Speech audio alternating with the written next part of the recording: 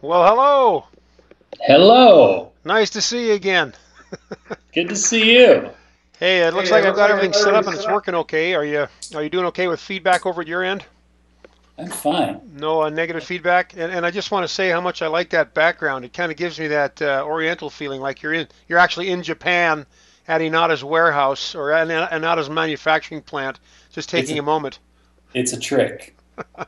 Nice. It's That's it's it's a trick because it's not from Japan. If you can guess where that's from, I'll send you $100. well. I'm going to go with let's see. How about somewhere in Africa? No, you had it right in Asia. Asia. Well, all right. I got no idea. That's Burmese, believe it or not. Burma. Okay. Well, most Yeah, people use a green screen behind them. You're using the Burmese screen, so that's right. I think that'll suffice. But anyways, good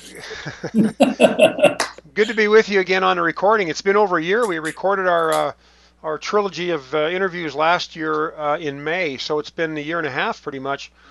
And I'm eager to talk to you again about what's going on in the at Inada and in the massage chair world.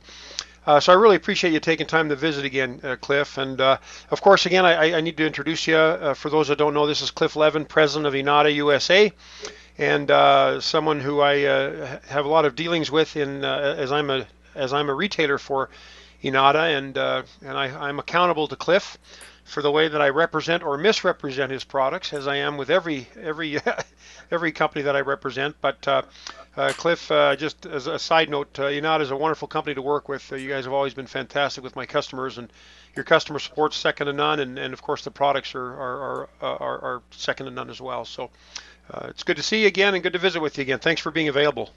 Well, it's my pleasure, and thank you for saying all that you just said.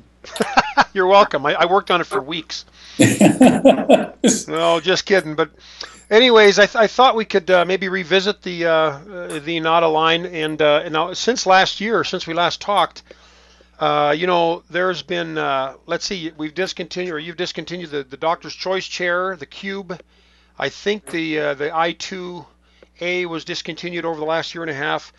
And am I missing anything, or has there been anything else? Any other changes in the line? The I2 and the I1 were discontinued at about the same time. So Oh, the I one's been discontinued. So, but you still have existing stock of that we, chair. st we still have a little bit of inventory left. Okay. Yeah. So you've got the I1, then you've got the Yumi, and you've got of course, the iconic Sogno. Yes. Now, and I know you hate it when I ask you these kinds of questions, but what of what you can maybe tell me are the in the future plans, say over the next year or 6 months to a year? I'm sure United is always working on something. I mean, when I look at their Japanese site, they've always got all kinds of models. Of course, you choose to carry whichever ones you want to carry here in the U.S. But is there any fodder that you can throw out for the masses? There's always stuff happening. Inada's busy throwing a lot of stuff up against the wall, and quite frankly, with any healthy R&D company, some of the stuff works and some of the stuff doesn't work. Hmm. And most of what they develop in their labs never makes it to market, never makes it to the Japanese market, never makes it to any other Asian market, never makes it to the U.S. market. Are they working on stuff? I think you have your answer. Yes, they're working on stuff. Is there anything that's coming down the pike, that's going to replace the iconic Sogno? No. A couple of reasons for that.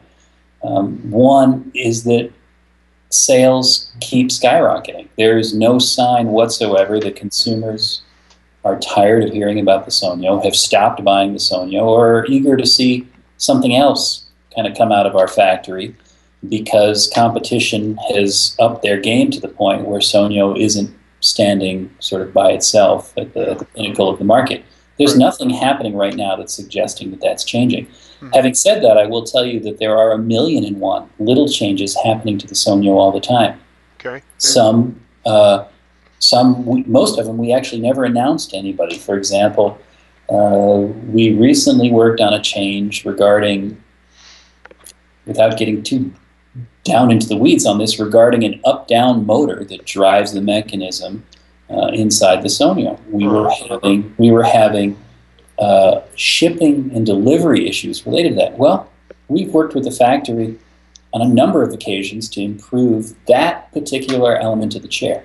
So somebody that bought a Sogno 4 years ago and somebody that's buying one today are getting two products that operate and feel the same, but there are myriad of improvements in the current day Sogno compared to that Sogno 4 years ago. It's that old Japanese, we've talked about it before, that Japanese principle of Kaizen, constant improvement. Yeah. So they're not overt changes that are not visible to the eye. It kind of reminds me a little bit of the theory of evolution. I mean, I know when we look at man, changing from a Neanderthal to the modern day human, it's an overt and obvious change. But in evolutionary terms, minor changes are more commonplace, like a change in a bird's ability to adapt to an environment, or the ability of another species to adapt to predators, and maybe subtle feather changes or skin changes to adapt to that. So a lot of the changes are very, very they're minor, but they're not minor to the species, but they're hard to be. You don't really see it changing. It's not that overt. And I guess that's kind of what you're saying about the Sogno. There's lots of little tiny interchanges that are evolving the Sogno into a better tool, a better massage chair, but nothing overt. Like you're not there's not a new armrest or a new you're not putting foot rollers in it or lights on the side. So it's nothing like that. Right. I think there are probably other product parallels in the world of furniture and design, where a product is kind of built that occupies that top spot and holds it for a long, long time. And there's no reason for the manufacturer or the designer, or in our case, the distributor, to mess with something that customers are saying represents real value. Yeah. Sogno's, there's no question that Sogno's expensive. In fact, we're probably the priciest massage chair that you can buy in the market. But we don't find consumers telling us, I paid too much. We actually find the opposite. They don't say they paid too little, but what customers tell us is, we're very happy. We're very happy about the choice that we make. Yeah. We're glad we didn't settle. We're glad we went for it. And you know this. You have customers sometimes that are really stretching their needs in order to afford a Sogno. Right. And I can't. That kind of vote of confidence in our product and in the brand that we represent is deeply personal for me. Gesundheit. Oh, thank you. Excuse me. That's meaningful. To build a company and a brand and a product that connects with people in that way, that's powerful. And that's our message. We aren't. We're a lifetime choice. That's what we want to be. We want to be an investment, not a purchase. And I think if people look at massage chairs as a purchase, it's really unlikely that they're going to end up buying an Inada product. But if they look at it and study the industry carefully and really have an opportunity to try the chair, that's a pretty important little piece of it too. They'll come to realize over time that there are kind of more common chairs, if you will, and then there's this sort of uncommon, iconic, different player called Inada out there. And even though we're talking a lot about the Sogno, the Yume is unique in its category as well. It offers all kinds of stuff that you simply won't find in other massage chairs. So let's not forget about Sogno's little brother, the Yume. Well, yes, and we'll chit-chat a little bit about Yume. I've got some questions about a little later. But getting back to what you were originally saying, I guess the old adage, if it ain't broken, don't fix it. And that's the way it is with the Sogno. But as far as the affordability of the chair, I kind of, when people ask me about the Sogno, and I get calls, I would say every day about the Sogno. Of course, I have people watching our videos and reading our my blog posts about it, and people know that I'm high on the chair. But typically people say, but it's so much money, so much money. Do you think I should buy it? Well, this is what I generally tell people. I say, if money is not the object, and you want the best, the best that's out there, and money is not the determining factor, well then yes, get the Sogno. But for a lot of folks, money's a big deal, and maybe in this economy more so. But what I think that speaks to is that the industry is opening up to where not just people with a lot of money can afford a chair.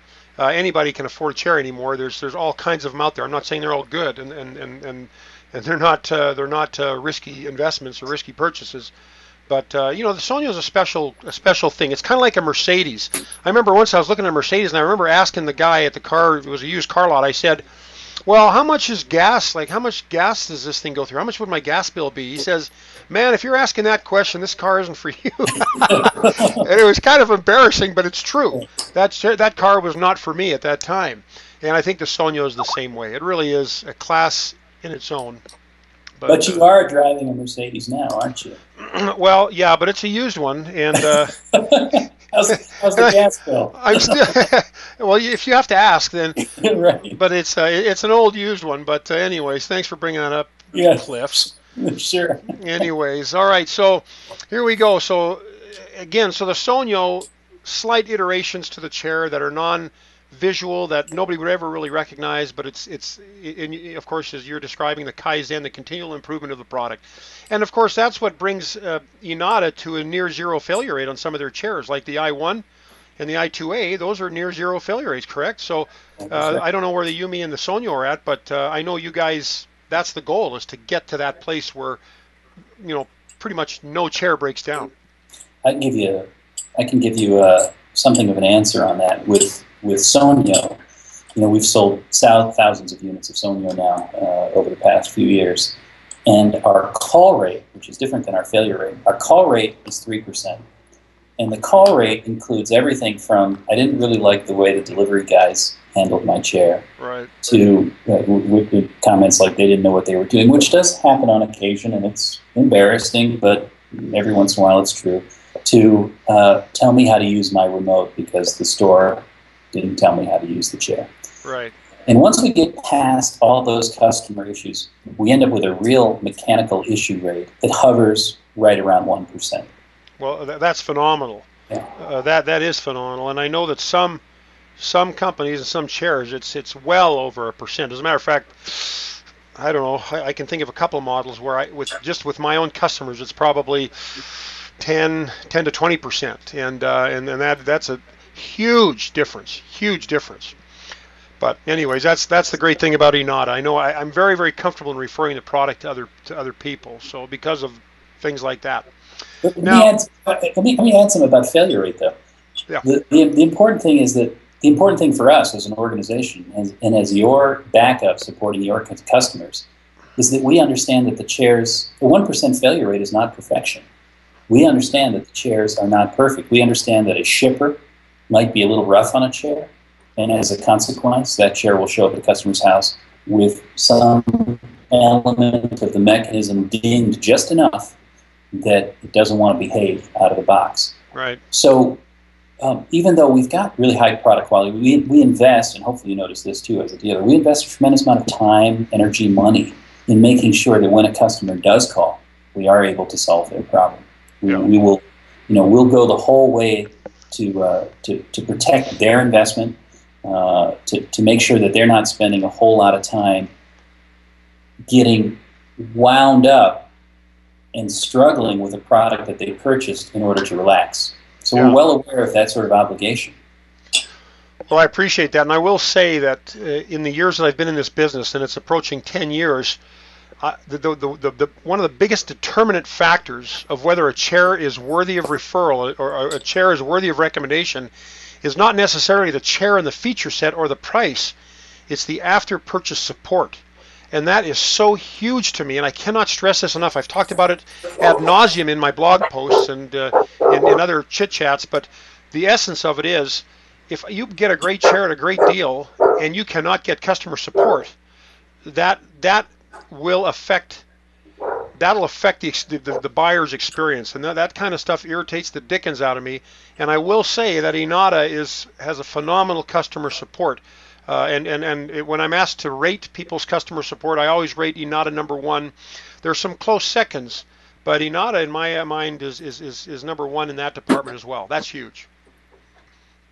So, yeah, well, we work at it, and as we get bigger and we have more chairs out there, becomes a more and more important part of of what we do as an organization. As the other thing is, people are covered under warranty, but at some point warranty expires. Yeah. We'll have we have I1s, I2s, D5s, D6s, all old models that are floating out there that we still service. Yeah. People aren't left holding the bag even after they've owned their chair for a number of years. Yeah, that's a big deal. There are some models that get discontinued and by other companies, and you cannot get a part for it for the life of you. And I get those calls all the time as well. And by the way, are those dogs going to bark again, or is that the last of the dogs? I thought those were your dogs. No, I'm allergic to dogs. I know those are your dogs. Depends on whether, tie those things down, would you? Depends on whether the Postal Service comes through again. Jeez. That's what got them going. Okay.